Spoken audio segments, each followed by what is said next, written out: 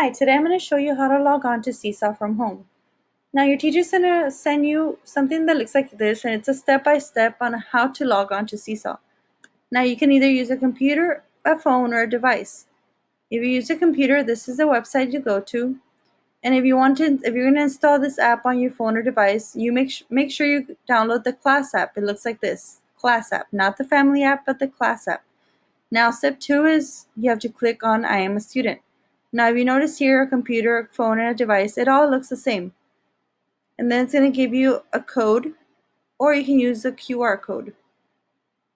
Now I'm using a computer and I want to use a code, so this is what I'm going to use here.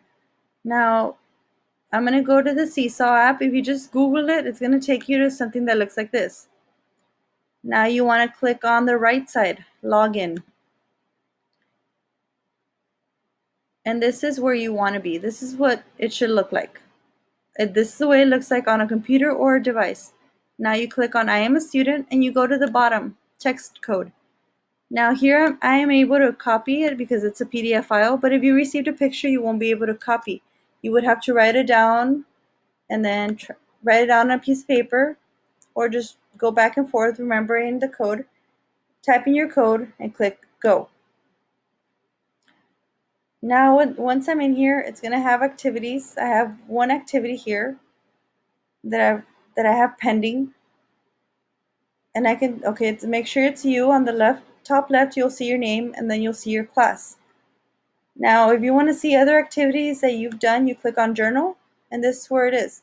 Now, I submitted here a activity, but I didn't finish it. So you can still go back. Don't worry about it. Waiting for teacher approval. The teacher hasn't approved it. So I'm going to go ahead and edit. Go back into it. You click on edit item. And here it is. I'm back into it. Now I want to view instructions. I can click view instructions. But I already know how to do this because I've already done it. So I just click on, it's telling me to match or put it in the word family. So sit.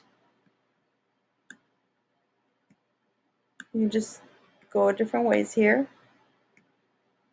Now it says to put your name up here. You can either write it with a pencil or marker, or you can text it in.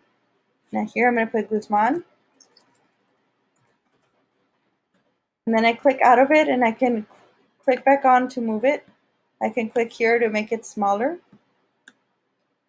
Now to submit, let's say I finished it. I'm not going to go through it all because I don't want to run out of time.